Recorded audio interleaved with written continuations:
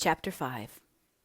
Anne, sitting at her tower window one late November evening, with her pen at her lip and dreams in her eyes, looked out on a twilight world and suddenly thought she would like a walk to the old graveyard. She had never visited it yet, preferring the birch and maple grove or the harbor road for her evening rambles. But there is always a November space after the leaves have fallen when she felt it was almost indecent to intrude on the woods, for their glory terrestrial had departed, and their glory celestial of spirit and purity and whiteness had not yet come upon them. So Anne betook herself to the graveyard instead. She was feeling for the time so dispirited and hopeless that she thought a graveyard would be a comparatively cheerful place. Besides, it was full of Pringles, so Rebecca Dew said. They had buried there for generations, keeping it up in preference to the new graveyard, until no more of them could be squeezed in. Anne felt that it would be positively encouraging to see how many Pringles were where they couldn't annoy anybody any more. In regard to the Pringles, Anne felt that she was at the end of her tether. More and more the whole situation was coming to seem like a nightmare. The subtle campaign of insubordination and disrespect which Jen Pringle had organized had at last come to a head. One day a week previously she had asked the seniors to write a composition on the most important happenings of the week. Jen Pringle had written a brilliant one. The little imp was clever, and had inserted in it a sly insult to her teacher, one so pointed that it was impossible to ignore it. Anne had sent her home, telling her that she would have to apologize before she would be allowed to come back. The fat was fairly in the fire. It was open warfare now between her and the Pringles, and poor Anne had no doubt on whose banner victory would perch. The school march would back the Pringles up, and she would be given her choice between letting Jen come back or being asked to resign. She felt very bitter. She had done her best, and she knew she could have succeeded if she had had even a fighting chance. "It's not my fault," she thought miserably. "Who could succeed against such a phalanx and such tactics?" But to go home to Green Gables defeated, to endure Mrs. Lynde's indignation and the Pyes' exultation, even the sympathy of friends would be in anguish, and with her summer-side failure bruited abroad, she would never be able to get another school. But at least they had not got the better of her in the matter of the play. Anne laughed a little wickedly, and her eyes filled with mischievous delight over the memory. She had organized a high school dramatic club and directed it in a little play hurriedly gotten up to provide some funds for one of her pet schemes, buying some good engravings for the rooms. She had made herself ask Catherine Brooke to help her because Catherine always seemed so left out of everything. She could not help regretting it many times, for Catherine was even more brusque and sarcastic than usual. She seldom let a practice pass without some corrosive remark, and she overworked her eyebrows. Worse still, it was Catherine who had insisted on having Jen Pringle take the part of Mary Queen of Scots. "There's no one else in this school who can play it," she said impatiently. "No one who has the necessary personality." Anne was not so sure of this. She rather thought that Sophie Sinclair, who was tall and had hazel eyes and rich chestnut hair, would make a far better Queen Mary than Jen. But Sophie was not even a member of the club, and had never taken part in a play. "We don't want absolute greenhorns in this. I'm not going to be associated with anything that is not successful," Catherine had said disagreeably, and Anne had yielded. She could not deny that Jen was very good in the part. She had a natural flair for acting, and she apparently threw herself into it wholeheartedly. They practiced 4 evenings a week, and on the surface things went along very smoothly. Jen seemed to be so interested in her part that she behaved herself as far as the play was concerned. Anne did not meddle with her, but left her to Catherine's coaching. Once or twice, though, she surprised a certain look of sly triumph on Jen's face that puzzled her. She could not guess just what it meant.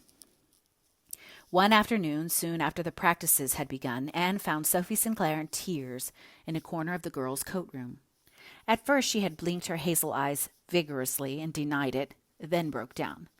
"I did so want to be in the play, to be Queen Mary," she sobbed. "I've never had a chance. Father wouldn't let me join the club, because there are dues to pay and every cent counts so much. And of course I haven't had any experience. I've always loved Queen Mary. Her very name just thrills me to my fingertips. I never will believe she had anything to do with murdering Darnley. It would have been wonderful to fancy I was she for a little while." Afterwards Anne concluded that it was her guardian angel who prompted her reply. "I'll write the part out for you, Sophie, and coach you in it. It would be good training for you.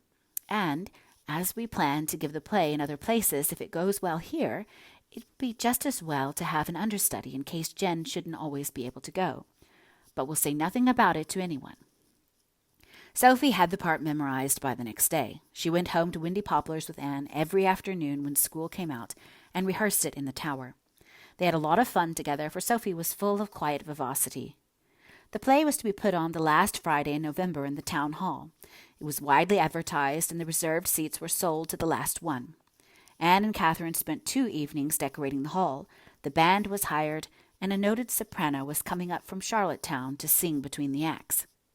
The dress rehearsal was a success. Jen was really excellent, and the whole cast played up to her. Friday morning, Jen was not in school, and in the afternoon her mother sent word that Jen was ill with a very sore throat. They were afraid it was tonsillitis. Everybody concerned was very sorry, but it was out of the question that she should take part in the play that night. Catherine and Anne stared at each other, drawn together for once in their common dismay. "We'll have to put it off," said Catherine slowly, "and that means failure. Once we're into December, there's so much going on." "Well, I always thought it was foolish to try to get up a play this time of the year." "We are not going to postpone it," said Anne, her eyes as green as Jen's own. She was not going to say it to Catherine Brooke, but she knew as well as she had ever known anything in her life that Jen Pringle was in no more danger of tonsillitis than she was. It was a deliberate device, whether any of the other Pringles were a party to it or not, to ruin the play because she, Anne Shirley, had sponsored it. "Oh, if you feel that way about it," said Catherine with a nasty shrug. "But what do you intend to do? Get someone to read the part? That would ruin it. Mary is the whole play." "Sophie Sinclair can play the part as well as Jen. The costume will fit her, and thanks be you made it and have it, not Jen." The play was put on the night before a packed audience. A delighted Sophie played Mary, was Mary, as Jen Pringle could never have been. Looked Mary in her velvet robes and ruff and jewels. Students of Summerside High, who had never seen Sophie in anything but her plain, dowdy, dark serge dresses, shapeless coat, and shabby hats, stared at her in amazement. It was insisted on the spot that she become a permanent member of the Dramatic Club. Anne herself paid the membership fee, and from then on she was one of the pupils who counted in Summerside High. But nobody knew or dreamed, Sophie herself least of all, that she had taken the first step that night on a pathway that was to lead to the stars. 20 years later, Sophie Sinclair was to be one of the leading actresses in America. But probably no plaudits ever sounded so sweet in her ears as the wild applause amid which the curtain fell that night in Summerside Town Hall. Mrs. James Pringle took a tale home to her daughter Jen, which would have turned that damsel's eyes green if they had not been already so. For once, as Rebecca Dew said feelingly, Jen had got her comeuppance, and the eventual result was the insult in the composition on important happenings. Anne went down to the old graveyard along a deep rutted lane between high, mossy stone dikes tasseled with frosted ferns. Slim, pointed Lombardies, from which November winds had not yet stripped all the leaves, grew along it at intervals, coming out darkly against the amethyst of the far hills. But the old graveyard, with half its tombstones leaning at a drunken slant, was surrounded by a 4-square row of tall, somber fir trees. Anne had not expected to find anyone there, and was a little taken aback when she met Miss Valentine Cortelyou, with her long, delicate nose, her thin, delicate mouth, her sloping, delicate shoulders, and her general air of invincible ladylikeness, just inside the gate. She knew Miss Valentine, of course, as did everyone in Summerside. She was the local dressmaker, and what she didn't know about people, living or dead, was not worth talking into account. Anne had wanted to wander about by herself, read the odd old epitaphs, and puzzle out the names of forgotten lovers under the lichens that were growing over them. But she could not escape when Miss Valentine slipped an arm through hers and proceeded to do the honors of the graveyard, where there were evidently as many Cortelyous buried as Pringles. Miss Valentine had not a drop of Pringle blood in her, and one of Anne's favorite pupils was her nephew. So it was no great mental strain to be nice to her, except that one must be very careful never to hint that she sewed for a living. Miss Valentine was said to be very sensitive on that point. "I'm glad I happened to be here this evening," said Miss Valentine. "I can tell you all about everybody buried here. I always say you have to know the ins and outs of the corpses to find a graveyard real enjoyable. I like a walk here better than in the new. It's only the old families that are buried here, but every Tom, Dick, and Harry is being buried in the new. The Cordelows are buried in this corner. My, we've had a terrible lot of funerals in our family." "I suppose every family has," said Anne, because Miss Valentine evidently expected her to say something. "Don't tell me any family has ever had as many as ours," said Miss Valentine jealously. "We're very consumptive. Most of us died of a cough. This is my Aunt Bessie's grave. She was a saint if ever there was one, but there's no doubt her sister, Aunt Cecilia, was the more interesting to talk to. The last time I ever saw her, she said to me, 'Sit down, my dear, sit down. I'm going to die tonight at 10 minutes past 11, but that's no reason why we shouldn't have a good gossip for the last.' The strange thing, Miss Shirley, is that she did die that night at 10 minutes past 11. Can you tell me how she knew it?" Anne couldn't. "My great-great-grandfather Cartelo is buried here. He came out in 1760, and he made spinning wheels for a living. I've heard he made 1,400 in the course of his life. When he died, the minister preached from the text, 'Their works do follow them,' and old Myron Pringle said in that case the road to heaven behind a great-great-grandfather would be choked with spinning wheels. Do you think such a remark was in good taste, Miss Shirley?" Had anyone but a Pringle said it, Anne might not have remarked so decidedly. "I certainly do not," looking at a gravestone adorned with a skull and crossbones as if she questioned the good taste of that also. "My cousin Dora is buried here. She had 3 husbands, but they all died very rapidly. Poor Dora didn't seem to have any luck picking a healthy husband. Her last one was Benjamin Banning, not buried here, buried in Lowvale beside his first wife, and he wasn't reconciled to dying. Dora told him he was going to a better world. 'Maybe, says poor Ben, "but I'm sorter used to the imperfections of this one." He took 61 different kinds of medicine, but in spite of that he lingered for a good while. All Uncle David Cartelow's family are here. There's a cabbage rose planted at the foot of every grave, and my, don't they bloom. I come here every summer and gather them from my rose jar. It would be a pity to let them go to waste, don't you think?" I suppose so." "My poor young sister Harriet lies here," sighed Miss Valentine. "She had magnificent hair, about the color of yours, not so red perhaps. It reached to her knees. She was engaged when she died. They tell me you're engaged. I never much wanted to be married, but I think it would have been nice to be engaged." "Oh, I've had some chances, of course. Perhaps I was too fastidious, but Cordelow couldn't marry everybody, could she?" It did not seem likely she could. "Frank Digby, over in that corner under the sumacs, wanted me. I did feel a little regretful over refusing him, but a Digby, my dear. He married Georgina Troop. She always went to church a little late to show off her clothes. My, she was fond of clothes. She was buried in such a pretty blue dress. I made it for her to wear to a wedding, but in the end she wore it to her own funeral. She had 3 darling little children. They used to sit in front of me at church, and I always gave them candy. Do you think it wrong to give children candy in church, Miss Shirley? Not peppermints. That would be all right. There's something religious about peppermints, don't you think? But the poor things don't like them." When the Cordelows' plots were exhausted, Miss Valentine's reminiscences became a bit spicier. It did not make so much difference if you weren't a Cordelow. "Old Mrs. Russell Pringle is here. I often wonder if she's in heaven or not." "But why?" gasped a rather shocked Anne. "Well, she always hated her sister Mary Ann, who had died a few months before. 'If Mary Ann is in heaven, I won't stay there,' says she. And she was a woman who always kept her word, my dear, Pringle-like. She was born a Pringle and married her cousin Russell. This is Mrs. Dan Pringle, Janetta Bird. 70 to a day when she died. Folks say she would have thought it wrong to die a day older than 70, because that is the Bible limit. People do say such funny things, don't they? I've heard that dying was the only thing she ever dared do without asking her husband. Do you know, my dear, what he did once when she bought a hat he didn't like?" "I can't imagine." "He ate it," said Miss Valentine solemnly. "Of course it was only a small hat, lace and flowers, no feathers. Still, it must have been rather indigestible. I understand he had gnawing pains in his stomach for quite a time. Of course, I didn't see him eat it. But I've always been assured the story was true. Do you suppose it was?" "I'd believe anything of a Pringle," said Anne bitterly. Miss Valentine pressed her arm sympathetically. "I feel for you. Indeed I do. It's terrible the way they're treating you. But Summerside isn't all Pringle, Miss Shirley." "Sometimes I think it is," said Anne with a rueful smile. "No, it isn't. And there are plenty of people who like to see you get the better of them. Don't you give in to them no matter what they do. It's just the old Satan that's got into them. But they hang together so, and Miss Sarah did want that cousin of theirs to get the school." "The Nathan Pringles are here. Nathan always believed his wife was trying to poison him, but he didn't seem to mind. He said it made life kind of exciting.